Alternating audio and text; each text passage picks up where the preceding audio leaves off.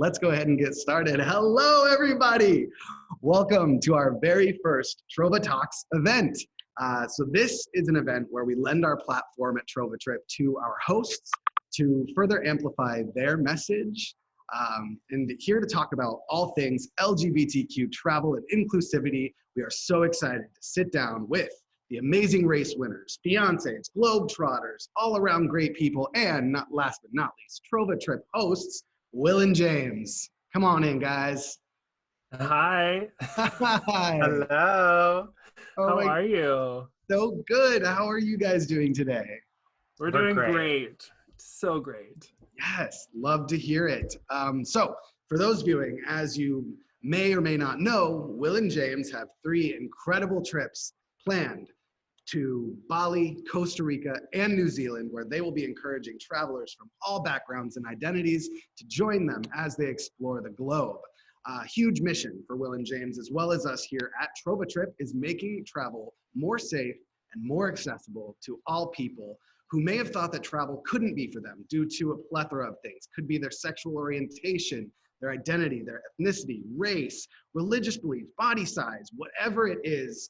We want to make travel more inclusive for you and you to feel like travel is for you. So we're so excited to learn more about how you, Will and James, will create this for your trips. But before we dive in, I'd love to just quickly pass the mic over to you so you can introduce yourself in your own words.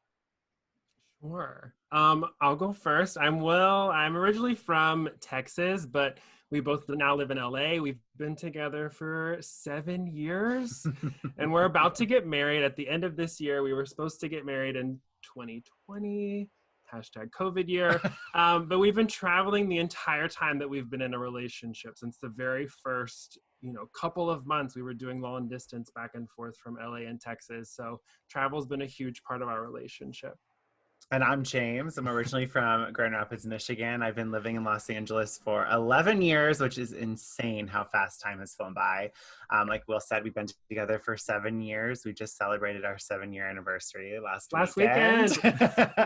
And we definitely have incorporated travel into our relationship pretty heavily. I mean, if you watch The Amazing Race, you know that. Yeah, and speaking of just watching you guys on The Amazing Race and seeing all your awesome adventures since starting to work with you, kind of seeing photos from all the trips you've gone on in the past has definitely given me some FOMO. I'd love to travel with you guys. So, you're always spoiler welcome. alert. Okay, girl, I'm going to take you up on it. One of these, it's going to be unexpected. I'm going to show up in LA and be like, oh, by the way, guys, what's going on? Coming. But for those watching, spoiler alert, if you haven't watched last season of Amazing Race, Will and James, you guys won. And second spoiler alert, you got engaged at the finish line, which was a total tearjerker and so cute, and also huge for queer representation on mainstream television. So what was that experience like? I mean, The Amazing Race was amazing, pun intended. I mean, it's something that I've dreamed of doing ever since I was 12 years old. I remember watching season 1, episode 1, and just thinking to myself, I am going to do this one day. And at that age, I always thought that I would do it with someone like my mom, maybe my dad, maybe my sister, all of which who I did apply with, especially the family edition, season 8. Way back then, Will has seen that audition tape. It's so embarrassing. Cringe. Yeah, but I've come a long way. And just applying 9 times and then to finally have it become a reality and to have auditioned 3 times with Will and the 3rd time being the charm, it truly was a dream come true. And yeah, just from start to finish, we're just so incredibly grateful. I think we both understood that the race was going to be this once in a lifetime opportunity where our communication was going to be tested. We were going to be put in situations that might, put us in a little stress.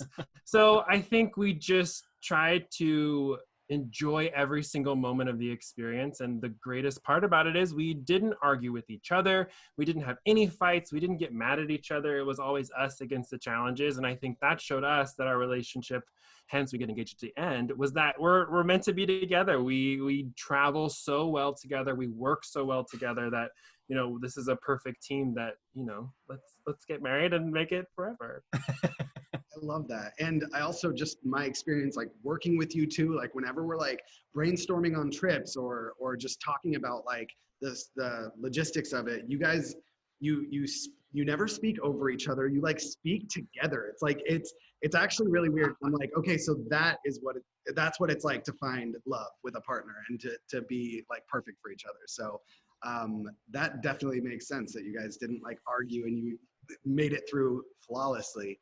But I do have a question for you. Obviously, you had the ring with you the whole time because it's not like you like picked it up in New Orleans in that last leg. So you had this plan from the get-go, I'm assuming. And my question is, what would have happened if you didn't make it to the finale? Were you just gonna propose after getting eliminated for like some kind of bittersweet moment, or would you have waited till after the show? I think the second that we found out that we were going to be on the show, I knew that I wanted to propose on the race. I had two situations in mind where I was going to propose, which would have been when we were eliminated, never happened, or when we visited a country that we had been to together. And the only place that we went on the race that we had been to together was the Philippines, but it was just a really stressful day that it just didn't feel right. And then in the end, it all just worked out perfectly. The ring has been around the world. We had it picked out in October of 2018. And then I brought it with me. He didn't even know that it was in my bag. I hid it really well. And that ring has been around the world. And now it's on your finger. It's the cutest story. I'm literally going to throw up. I can't. Well, obviously it's a great thing and a blessing that you guys did make it to the finale and it all worked out. And that, like, honestly, the producers must have been like thrilled. Like that was the best possible outcome for the season. So congratulations on that. But I also understand that obviously the way that TV works is you film it and then you have to stay extremely quiet about it for a period of time because, you know, then spoilers before anyone can know. So winning the race is enough to make you want to scream it from the rooftops, but then also like engagement to your partner is another thing that I feel like would just be so hard to keep quiet. So how long did you guys have to keep that quiet, and like what was that experience like? Yeah, from the moment we finished filming, which is December 3rd of 2018, to the point the finale aired, which was December, 15 of 2020 or 16 of 2020? Yeah. It was 744 days. Of course you can. Of keeping... Of course you know that. I mean, duh, are you kidding me? It was the best kept secrets ever. I mean, granted, keeping the engagement a secret wasn't too hard. I mean, how it happened was the secret, but people knew that we were already engaged by the time the show aired. And that's because after we had finished filming, one of the producers pulled us aside and said, look, like, getting engaged is a really big deal. Like, we're not going to expect you to keep that a secret because we don't know when this will air. So if need be, like, just tell friends and family that you got engaged on a TV show. And I kind of laughed when that was even proposed to us, because I said, we've applied so many times that our friends and family know that if we disappeared for 4.5 weeks and then all of a sudden are engaged and we use that as our excuse, they're going to say, you got engaged on Amazing Race. So we definitely kept it hush hush, unless people started to ask us questions, and maybe we would go into a little detail of like, yeah, we got engaged while traveling. It was very intimate. It was a very cute moment between the two of us. And then people didn't really ask questions from there. But it was 744 days of keeping that a secret. I think the thing that worked in our favor is that the race ended December 3rd, which is when we're getting married this year. Exactly 3 years later. But we waited after December 3rd to like announce that we were engaged to most people until after the New Year. So we were like, to give some time, we got engaged over the holidays, just to make it seem a little bit New less. Year's engagement. Yeah, but I mean, the wait itself was quite hard because we obviously knew the outcome and it was a dream come true for James and myself. But I think it allowed us to get really close with the rest of the cast. All of us come from very different backgrounds. I would have never interacted with NFL football players, Olympians, tech nerds from, Northern California. There's just so many different personalities. And so that those 2 years, we all shared this collective experience that allowed us to bond really, really well, doing reunions over that course of that time. And I think it kind of relates to travel in general. When you have those relationships with people and experience different cultures and different, activities, you build those memories that nobody else can understand and nobody else can be a part of. Unless you were there. Inside memories or inside jokes, whatever. But I mean, that's kind of why we want to do our Trova trips, is because we want to build those memories with people and get to know people and have those shared life experiences. Absolutely. Yeah. I think group travel is one of the ways that I've also kind of broadened my own horizons of like engaging with and speaking with and listening to and, introducing, teaching people from different backgrounds, different mindsets, beliefs. And no matter what the conversation is, you always have a positive experience because you're, out traveling and having a great time. So I love that. Cool. So I understand, obviously, that the Amazing Race was a culmination of your love for each other and your love for travel, and it came together for picture perfect ending, which seems to be on par for you guys. So I would love to just deep dive a little bit more on outside of the race, just travel in general. How has that shaped your relationship? So like I said, our relationship started with 4 months-ish, 5 months of long distance going back and forth between LA and Texas. But I think the first trip that we took together was to New York City on Valentine's Day, 2015, like 17-degree weather.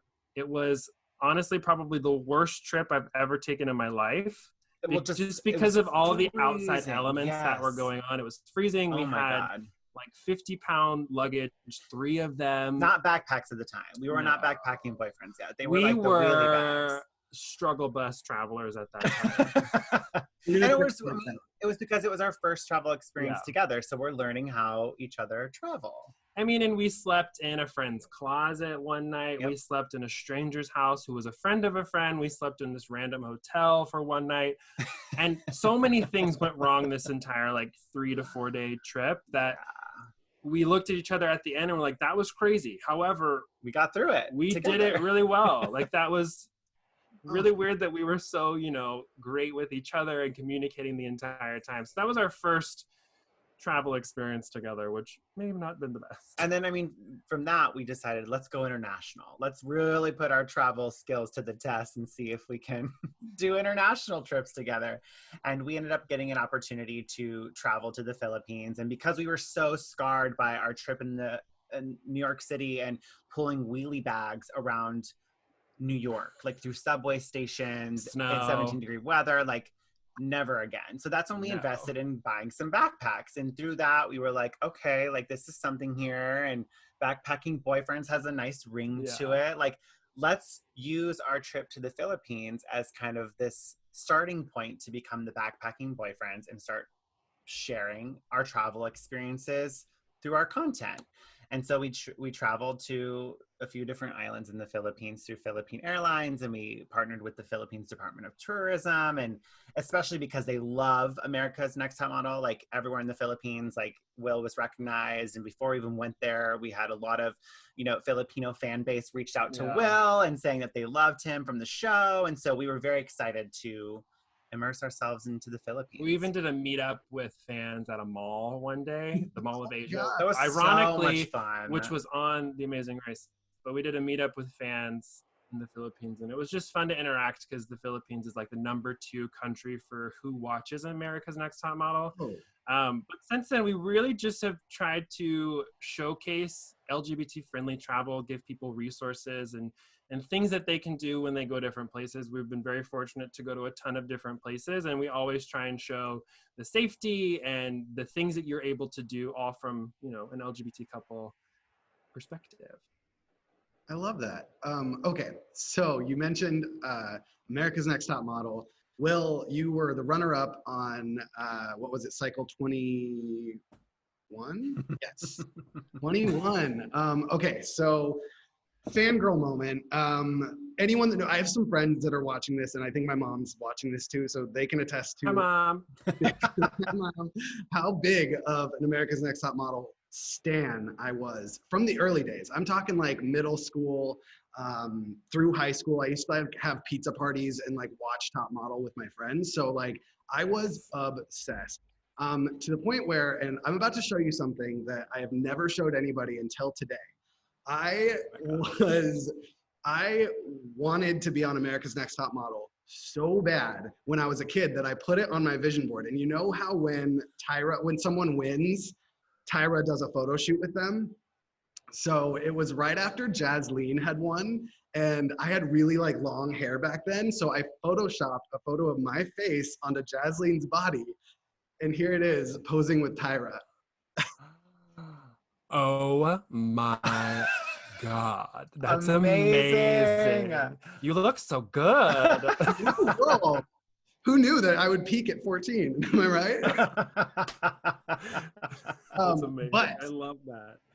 as I got a little bit older, you know, I kind of phased out of Top Model. They did like the British invasion, all that stuff, and it got a little too much for me. So I stopped watching it until I heard that there were men on it. And I was like, oh my God, this is my chance.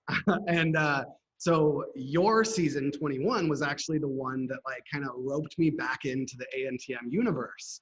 And so that like, obviously you being a gay man, I was like, it was a huge moment in representation for me as a gay man. Like you're literally like living my dream right now. So I was very, very invested in that season. And so there's a particular moment that I kind of wanted to bring up. So it was really impactful for me. So at one point in the show, and correct me if I'm wrong on any of these points, you were wearing heels in the Top Model house, like not on a shoot or anything, just around the house, casual, because you're a diva. And there was a fellow male contestant who had made some discriminatory remarks about how embarrassed he would be if he had to like go home and tell his friends and family that he lost a competition to a man in heels. And he said it, and that kind of circulated around the house. And obviously this was a degrading comment, and that could have been enough to make anyone second guess their self-worth. So I'm sorry that he did that, but instead of second guessing your self-worth or letting it get you down or throwing those heels away like you might have felt like doing, you owned that moment. And you even wore those shoes to the judging panel that next week, which then prompted Tyra Banks to ask you about the situation, and in turn, educated the fellow contestants and viewers on the importance of queer people and queer history in the fashion industry. So this was a big moment for queer representation, and it would not have happened if you weren't brave enough to have that courage to shake off those negative perceptions and stay true to yourself. So huge kudos to you. Can you just speak to that moment and speak to also like why it was so important for you in that moment to hold your ground and do what you did? Yeah. I mean, there was a huge moment in the show, and I remember watching it back and just like reliving that experience was hard to watch. I think in the moment it was like devastating for me to go through that, because I had just come out of the closet maybe a year and a half before going on the show, and I was struggling a lot with self-confidence and being able to show who I was. And Top Model was probably the first time that I ever felt comfortable being 100% myself and the person that I wanted to be. I didn't wear heels before the show. I didn't do, I didn't act the way that I wanted to act before the show. I was, in Texas, and so there's a different culture. And I think it was a really hard situation to live through.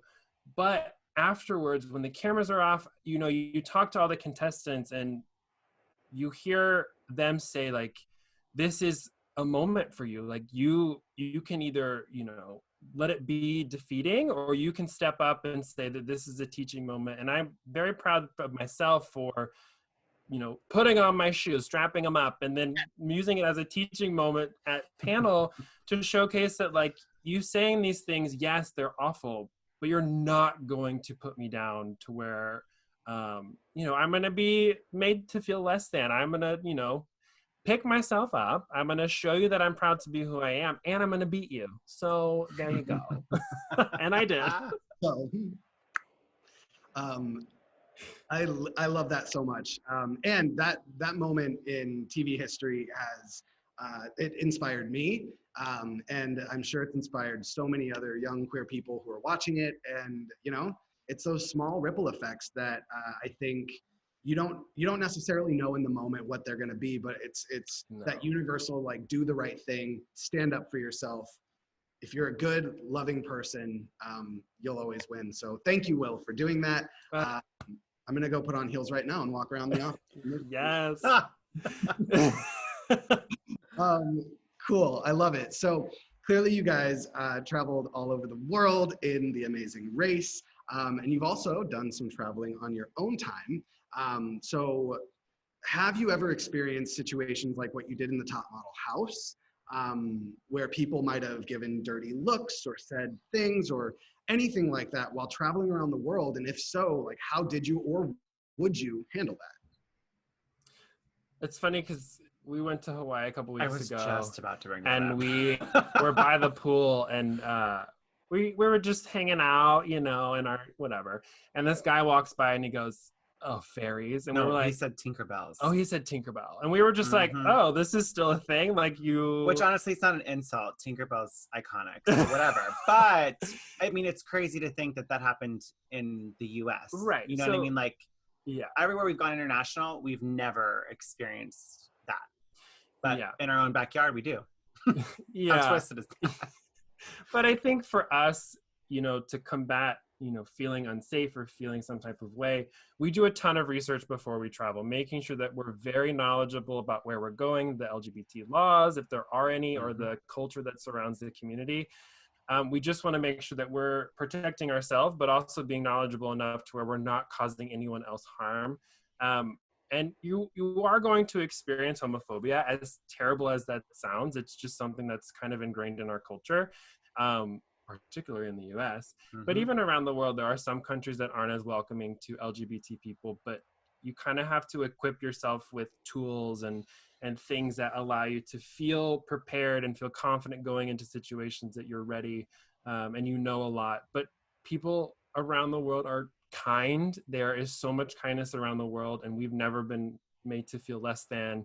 And everyone that we've interacted with, especially on The Amazing Race, has been so kind to us that you can find pockets of people that, are fantastic.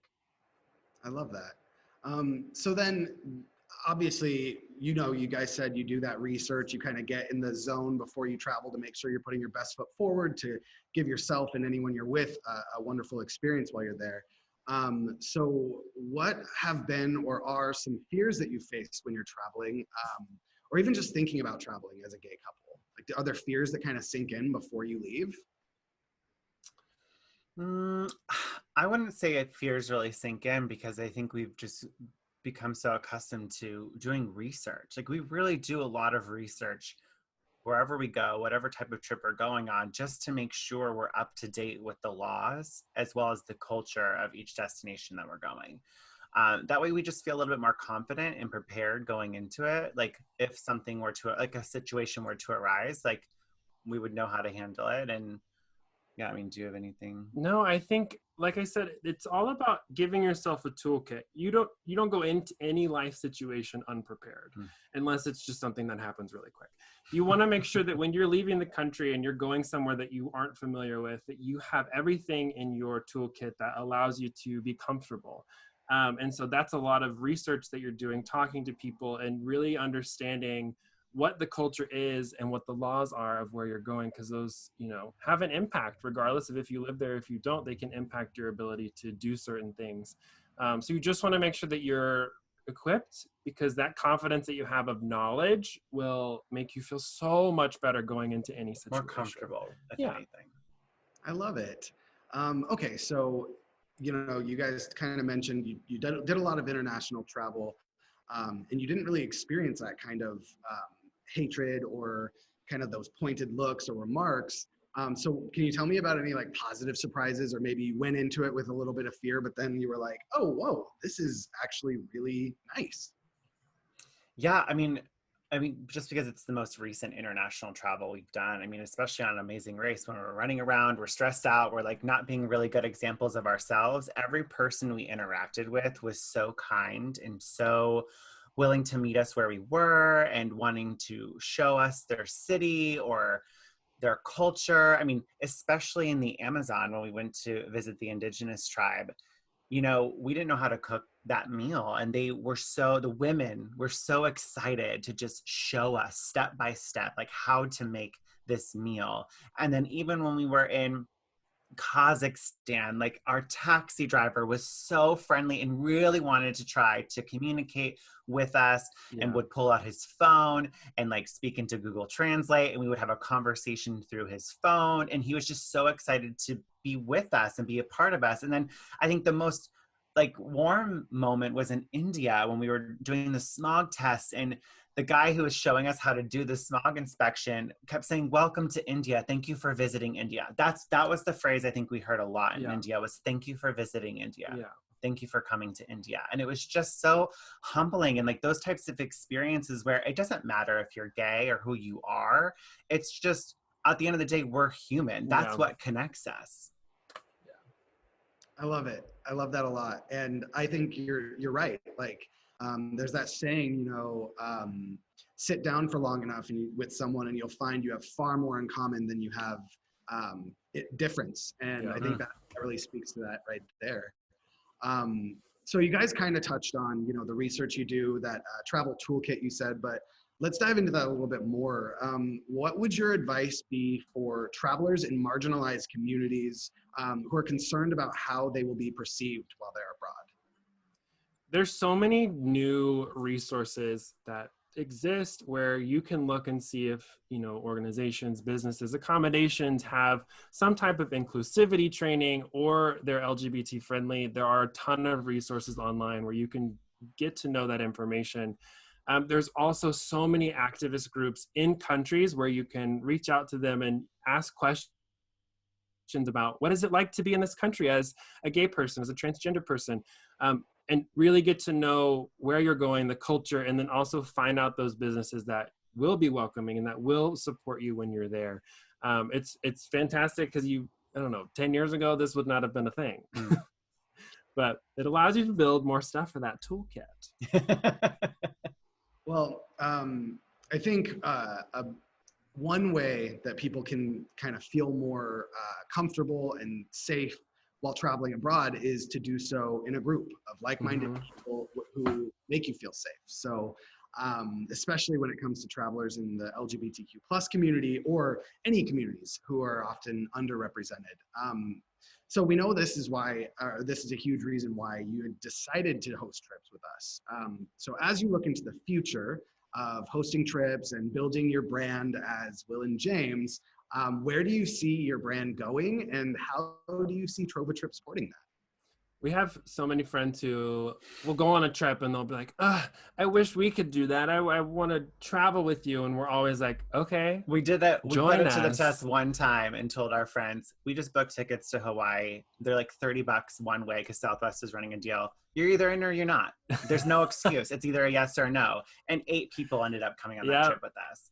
Because all you have to do is commit and say yes to adventure and like start putting money aside. Like if there's a group trip you want to go on and you see it in the near future, you just take that amount and then you start budgeting and start saving and putting aside, and you'll be surprised at how quick it is to achieve that and make that trip happen. So yeah. And I think as someone who is LGBT, you can sometimes feel it can be difficult to want to commit to solo travel just because there's a lot of things going on around you and your surroundings that impact how you travel. And so for us, these group trips that we're doing and that we have done with friends, it is a way for people to feel safer going somewhere with people that they're not alone. They can experience something together and feel less intimidated, knowing that the people around them are experiencing the world together. So, yeah. Yeah, I think a big thing for us too is just human connection. Like I think we thrive off of that. And I mean, going back to what you were saying earlier about the race, like we had such a great connection with the other teams, and that's because we had a lived experience, and that translates very much to group travel. And I went on a group trip years ago with my mom, and just how quickly we were so welcomed by the other travelers on the group and like sitting down and connecting with them and from all over the country.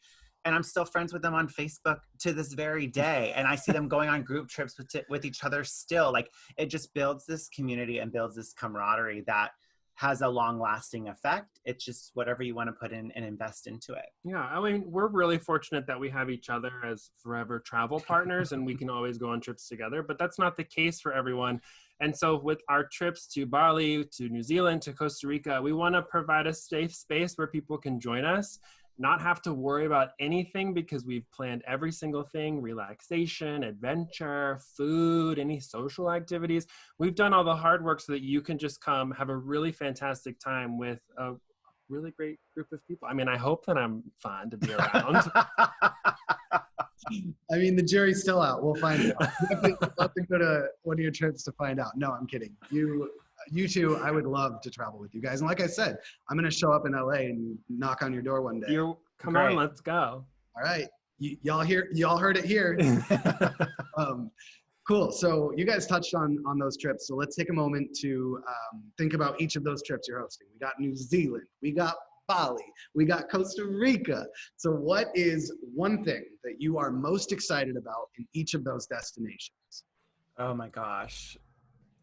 Where do you begin? Yeah, I mean, for me in particular with Bali, like we've been there before, which is why we were excited to have that be a group trip with us, is because we enjoyed it, but we were only there for 2 days, so we didn't really get to see a lot of it. But being there for 2 days, it left such an impression on us to want to go back. And one of the things that I really loved was visiting the Ubud monkey forest. Ever since I was a kid, I always wanted to interact with a monkey in some capacity. I mean, maybe that's why I wanted to be a zoologist at one point. I don't really know. But being able to live out that dream and just, walking among this forest with monkeys that are just roaming freely, and they're climbing up your bags Shoulder. and your pulling on your shirts to give you stealing bags and of chips. giving them bananas, and it was such a great experience, and so out of body too, because it felt like we were entering their world. So it just made it for a very unique experience that I look forward to doing again, especially because if you're an Amazing Race fan, they went there in season 22, so that's another reason why we went. So oh my god, just pulling out the nerd facts. For Costa Rica, I've been before, but you've never been, and I one thing that I'm excited about is to experience it with you. But Costa Rica is so beautiful. I love nature, and so the fact that Costa Rica is one of the most biodiverse countries in the world with all kinds of things. I think I saw more different types of hummingbirds in like a mile of land than I've ever seen in my life, and they're all beautiful. It was just an amazing experience, and I'm excited to go back and also just experience it with you.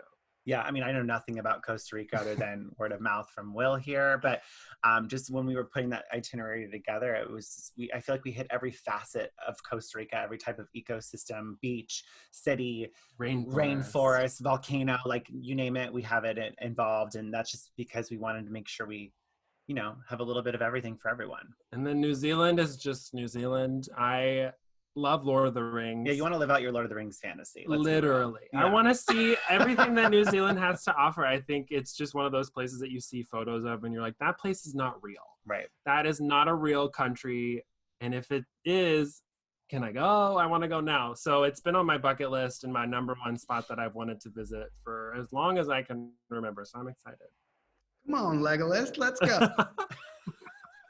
I feel like, Will, you would make the perfect Legolas with like the... Yes, let's give me a wig. So true. I'll grow my hair out for the trip. Okay, cool.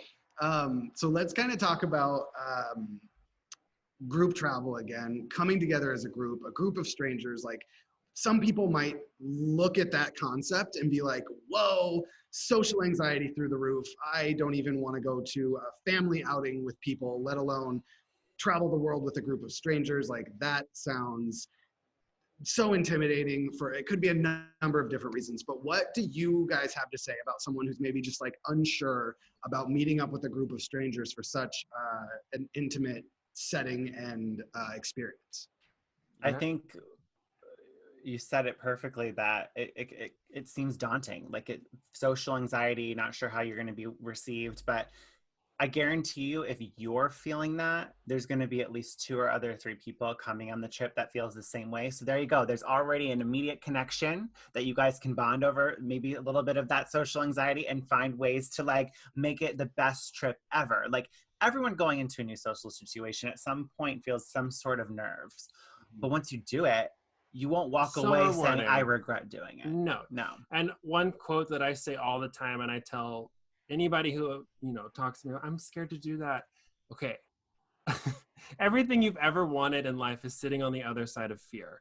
So it's just getting over that hurdle, getting out of your comfort zone, and recognizing that the first 10 minutes might be really uncomfortable, but then the next 10 days will be fantastic to share an experience with people that you normally wouldn't have. And you get to share something with people that you don't see every single day, that you can connect with on a different level and get to know other people and their lived experiences and their experiences throughout life. So it's things and memories that you're creating that will last a lifetime. Yeah, 100%. I mean, I hate to even tie it into reality TV in a way, because I mean, that's a lived experience that those people will always have that no one can explain. So if you're a fan of reality TV and always wanted to try it because you get to meet cool people, it's the same thing. You're going to meet people, and knowing that you're not the only one who feels that way is enough comfort in itself. But even all of our memories with friends, with people that we've ever met, are trip based. Mm-hmm. It's always a memory from, remember when we went here, or remember when we did this. That's how all of our memories with friends are created. And we love that because we love traveling. And who knows, maybe you'll meet your forever travel companion on a group trip, and you don't know. Or maybe you'll meet people that you're I want to go on more trips with you down the road. Let's already start planning our next trip. It's it's going to be an open door for social opportunity, which is exciting. Yeah. I want to find my forever travel partner. All I got to do is go on one of your trips and I'll find love. Girl, sign me up.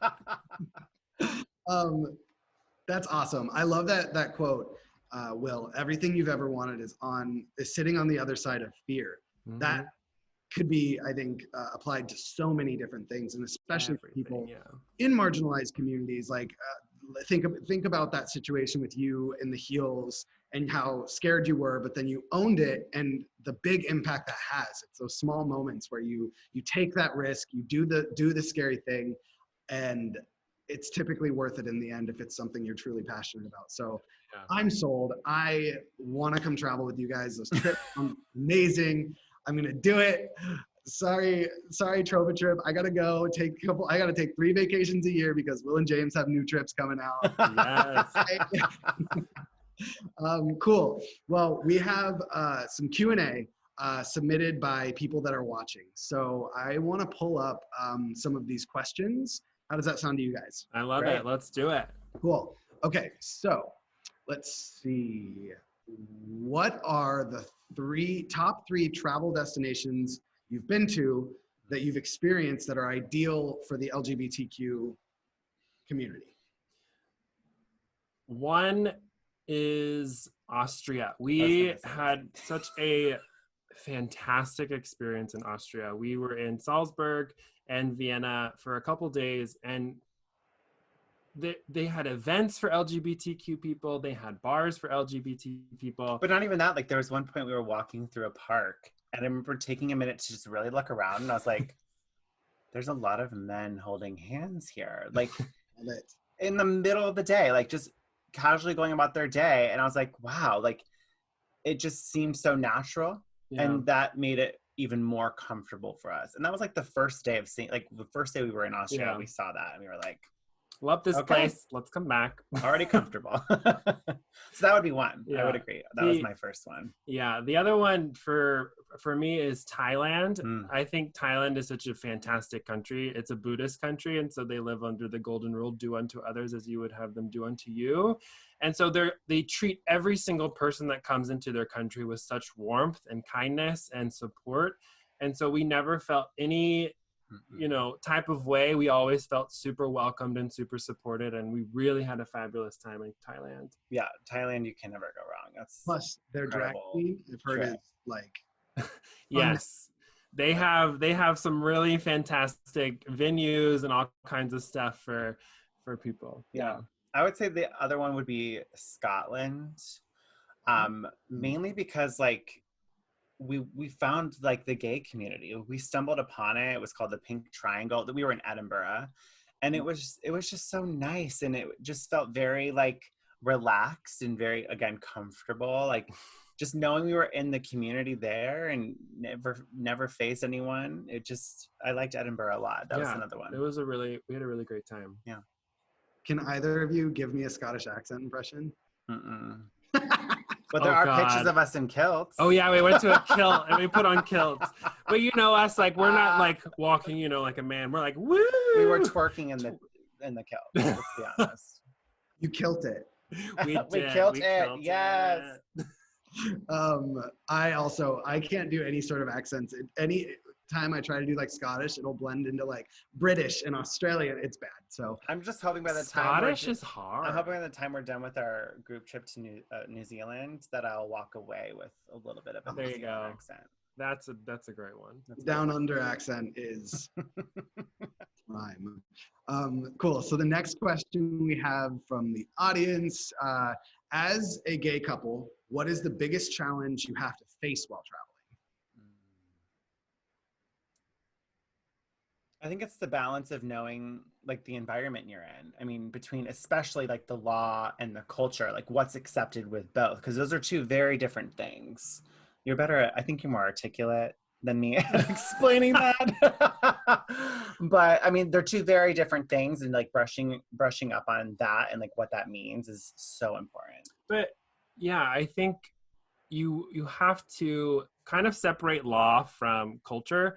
I think the prime example of this was Singapore for us, where the laws are pretty harsh and you interact with people and you learn more about the culture, but that's not the case for the actual community.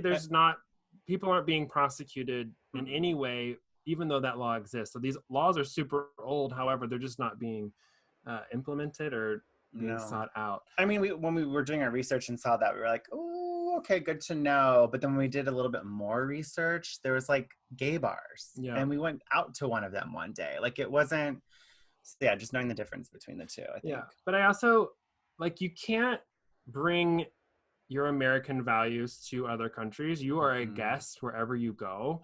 And so you can't walk in and be like, I'm going to act how it should be because this is the way that it should be. That's not how life works. We can't bring our American ways to other countries. And so you just have to be open to understanding and adapting, not adjusting who you are, but just adapting to the situation that you're in. Right. And understand kind of the climate that exists wherever you're going. You also just have to be super supportive of the local communities. I mean, there are things going on that you might not even know. There are people who are being prosecuted or people who can't be truly who they are. And so you want to show people who you are and allow them to see a gay couple or a gay person, which they might have never seen, and try and get, that interaction with them and learn more about, what it is to be a gay person. But yeah, awareness is huge. I mean, think back in the US 6 years ago, like we couldn't have even gotten married. And that didn't mean that it was unsafe for people to come to the US just because we couldn't get married. But I think it's important to know the difference and to say that like these laws might exist, but also the culture might be a little bit more accepting and welcoming to people, because people are kinder than the laws. That's for sure. Absolutely. I love that. I love that example. So next question is, how did you guys work through fears or doubts about being openly gay on vacations and trips? Yeah, I mean, that's all starts with your trip prep. I mean, I can't stress that enough. I mean, maybe it's because I like researching before I go anywhere. Like I'm always making spreadsheets and I'm always copying, pasting whatever I find and always making sure I know what I find is translated to will. So it always starts with your trip prep, knowing what those laws are, knowing the difference when it comes to the cultural views of it, and really knowing the environment that you're going to be visiting. And the community, just, interacting with the LGBT community that's in that country. I think social media has been a huge asset for travel because you're able to interact with people across the world that you might have never been able to meet. I think that allows you to, before you go to a place, talk to people and try and understand their experiences from living there. I think that, one of the biggest platforms in Southeast Asia is Facebook. And so there are all these really fantastic Facebook groups that you can join and learn from other LGBT travelers about their experiences, interact with people who are actually in the community to learn about what it's like to be somebody who is LGBT in that country.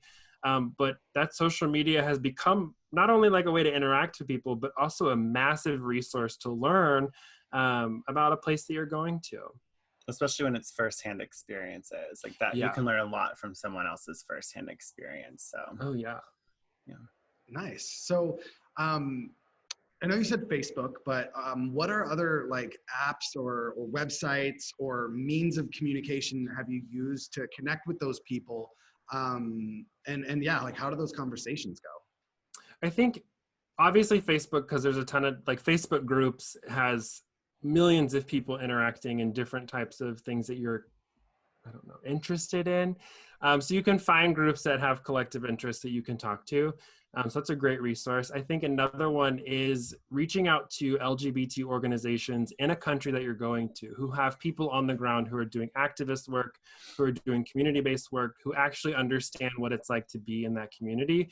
When we went to the Cook Islands, we reached out to their LGBT organization and had dinner at one of the, what was it called? It was a cultural site. It was like it was this the massive Highlands cultural experience. It was so wonderful. There Yeah. was dancers, really good food, but we had dinner with 2 representatives from the organization to sit down and just listen and talk about what it's like to be someone who is gay or LGBT at all in that country. And that was something that was fantastic for us because we would have never known any of the things they told us having just visited as a regular tourist. Well, then it sparks conversation where we can share our experiences. Yeah. And again, you're finding that common ground that like, we're not all different. Yeah. And I think also there's been a huge push for, you know, businesses to showcase that they're LGBT friendly. And you can find businesses through Instagram, through Twitter, Facebook, whatever, even websites to learn about how they accommodate LGBT travelers, what things that they do. So there's all kinds of different resources that now exist that you can look things up and get a ton more information. We have some resources, we can send them after this event to everybody, but there's tons of ways to figure out anything you want to know about a country. Nice. Yeah, I think that's great. If you want to, we can compile a list of these resources, websites, etc., so that we can share it after TrovaTalks. Everyone that's registered will send you a nice, pretty Will and James approved PDF with your guys' we can call it your travel toolkit. There you go. Get them in our toolkit. Yeah. Cool. So you've talked on it a little bit, but this question's come up a lot. So I just want to see if there's any more tips and tricks or knowledge that you guys have when it comes to planning a trip abroad, your approach to traveling to not so queer friendly countries. What do you have any more pieces of advice that you can offer on that topic? I mean, obviously we've said it a bunch of times, but that research is that first really key part of understanding where you're going to help you feel safe. When it comes to countries who are not so LGBTQ friendly, you have to think about it in 2 different ways. Am I going to a country that has harsh laws or a very like not so welcoming culture? Am I going to have this luxurious like vacation where I'm, you know, very privileged in this setting where I know there are people in the community around me who are being persecuted and very marginalized? We don't want to put ourselves in those types of situations to where we're made to feel that we're above others who actually live in these countries. So we definitely will not do that. And I don't recommend anyone doing that. The other side of it is how, if I'm going to a country with those harsh laws, what impact am I having? How am I being supportive? Am I volunteering? And am I interacting with people? Am I learning? Am I providing some type of resource or assistance that helps me learn, but also helps these people try and have some type of better experience wherever they live? And that's kind of the I don't know, comparison that we have to do with countries who are really have harsh laws and not a welcoming culture. So yeah. I love that. And I think just kind of how I'm taking that in, there's that difference between when it comes to like the laws of the land and the culture. If like the laws are harsh, but the people are kind and accepting, that's a place where you guys would feel comfortable going, having a nice vacation, having a good time. However, if it's a place with harsh laws and the culture is also harsh, and LGBTQ friend or people are being prosecuted. They're being, you know, harassed on the streets. It's not a safe place for queer people. That's what you're saying. Like, that's kind of your line, where that's a place that you wouldn't have those experiences, and you would go to, like, either raise awareness, activism, that kind of stuff. Is that what you're saying? 100%. I mean, I'll give an example. On The Amazing Race, one country that I think most gay people have been very weary of going to is Uganda, just because of their harsh laws. And I think This was on season 31. They went on season 31, and there was 2 gay people, and they were very like concerned about going to this country because of how harsh the laws are. But when they went there and met the people and experienced their way of life and had conversations, the culture was so welcoming to them and super supportive of them. However, their laws are incredibly harsh for people who are in the LGBT community, mainly gay people. But I think that's like a really prime example of how it's very different when you might meet people in a specific country. Nice. Well, thank you for sharing that. That's a really awesome perspective that I haven't necessarily even thought of. So thank you, you guys. Here's a question that I pinned because I was like, that is a great question. So for straight or just non-queer people in general, they want to know, how can people work to better support LGBTQ travelers as allies?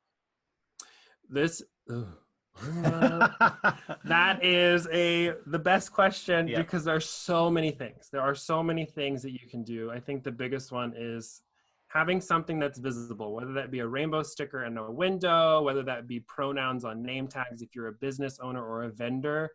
And I think the biggest thing for people who own businesses and who are trying to be more LGBTQ inclusive is having inclusivity training for all employees so that they can learn more about how to have conversations and how to be more supportive and a stronger ally to people who are LGBTQ. There's also ways to do it online. So if your business, you know, wants to tap into the LGBTQ market, you can have a website page dedicated to resources and what you're doing at your business to support the community.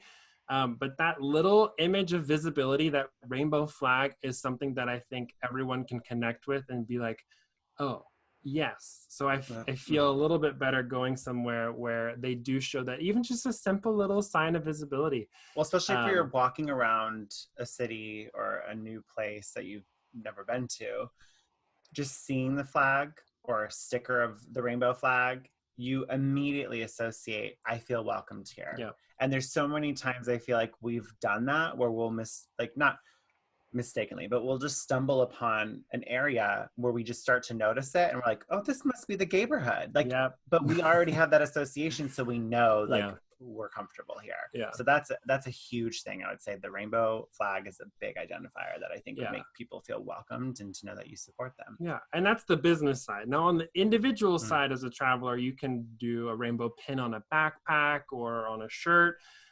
You can do stuff on your luggage. We have these white luggage, but the wheels are rainbow. They are very like in your face rainbow wheels. So you already know. You coming with us. We're, you know, a gay old time. It'll be great. But those subtle images and that, you know, even sharing your pronouns when you have a conversation, those subtle images and that language showcases that you are welcoming and that you are supportive, and having, you know, conversations with people, trying to allow them to share their stories and gain that level of trust is huge. And just listening to them and listening to their experiences is, you know, a fantastic way to be supportive of the gay community or LGBTQ community. There are a ton of organizations that are working on LGBTQ travel, which we can put in our resource toolkit. But you can donate to these organizations because they're working to provide inclusive, you know, travel for the community across the world. So trying to help organizations train their employees to be more inclusive, trying to provide more opportunities for people who might be discriminated against in the workplace for being gay. So there's all these different things you can donate to. I think the one thing we learned at a conference a couple years ago was that the LGBTQ community is a multi-billion-dollar community that loves to travel. And so for businesses, for individuals who are allies, you want to like tap into like being more inclusive, there are so many resources to use to show your allyship. And so this not only applies to like the LGBTQ community, but there are so many resources for other marginalized communities that you can show your support in tons of different ways, even if it's just a subtle little image, little picture, little flag, to show that you're welcoming and supportive of the communities. Love it. Okay. Moving right along, just because I want to make sure we get out of here in a timely fashion. But one question that I love, it starts with a phrase that I'm like, I can really relate to. It just says, COVID sucks. Is there anything positive that you think came out of the pandemic? Yeah, I think just from conversations I've had with friends, family, or anyone on social media, it's that people are eager to travel. Like everyone's ready to get back out into the world and start having those experiences again. Even people who probably never even considered travel before, just because they're tired of looking at their four walls and stamping their home passport of visiting the kitchen, the living room, the bedroom, like the backyard. I'm ready to stamp my real passport. So yeah, I think if anything, it's going to be more positive and a rush to just get back out into the world. Yeah. I think it's shown us that we have this beautiful collective humanity that's brought us all together. Maybe not in the US as much, but across the world, you see people coming together and being so supportive of this massive worldwide lockdown that we've all experienced. It's one of those collective experiences that everybody has now been through, and we can connect. And I think it's just shown us how strong humanity can be when we work together. And I think that's been really beautiful. Yeah, and I think just from experiences when we have traveled or we're, sitting at a bar or a restaurant, interacting with the locals, a lot of the conversations in the past have been very one-sided in the sense of like your political climate, like what's it like being an American, yada, yada, yada.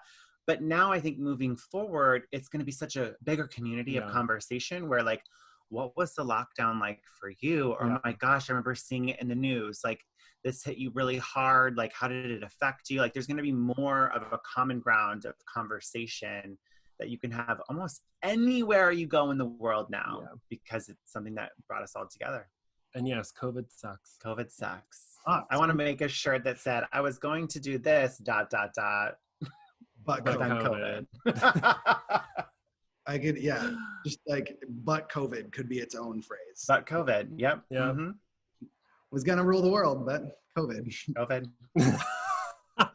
Yes. So last question from our audience that I'd love to touch on is, what is one thing that you cannot travel without besides each other? Because we know you guys are just like... I can travel without James. Me too. Oh, plot twist. I'll go do some solo travel. Yeah. I'll go on a different group trip. I would say if there's anything we've learned, that you don't really need a lot when you travel. I mean, we learned that on The Amazing Race. Like we literally packed laundry detergent and carry-on little fluid ounce bottles just so we could do laundry in our sinks in the bathroom, whatever. Like you really don't need a lot when you travel. Yep. Like if you really think about it, you can fit everything into one suitcase and live out of it for a month, 2 months. Yeah. So I think it's learning to not overpack and just being very practical in what you do bring. I am not practical. I mean, you're a great packer. I'm so a really solid packer. But but the one thing that I always pack, and this is like, I don't know, not super practical, is snacks and candy. Because there's a lot of times when you go into a country where the food is fantastic. However, your body might react negatively and not just be familiar with it. So we always have granola bars. We always have Reese's Pieces, peanut butter M&Ms. Yeah, I mean, you also aren't spending money at the airport, which airport food is so expensive. So that way it's just quick and accessible. And I mean, when we say we pack snacks, Will really goes the extra mile. I mean, snacks. And half of it's probably gone after the flight, but you know, we still have some. We probably had a pound bag of snacks. For the race? Yeah. Oh yeah, we had so many snacks, too many. Each. So that's 2 pounds of snacks, which is insane. But if I had to be a little bit more like, okay, what's one thing not to travel without? My mom ingrained this into me like at a very young age whenever we would take family trips, is that to always have something you can carry your personal belongings in that's not easy to like get into. So like I would have like a sling bag that I could put underneath, Satchel. like a little satchel. Yeah, a little sling bag you can put underneath your shirt so it's not exposed, that you can keep your passport, your ID, your money in. Sometimes if you travel to a place with a pocket, you know, pocketers are out there, like that can be a thing. So whatever is not easily like accessible to grab from someone that you're standing around, or if you're in a crowd, that way you just know everything's on you at all times. Yep. I love That's it. so practical. Will, I'm not practical, Jardel. I'm gonna make you a new. I love snacks. Oh my God. Well, I'm just gonna pop in with my go-to travel accessory that I cannot live without.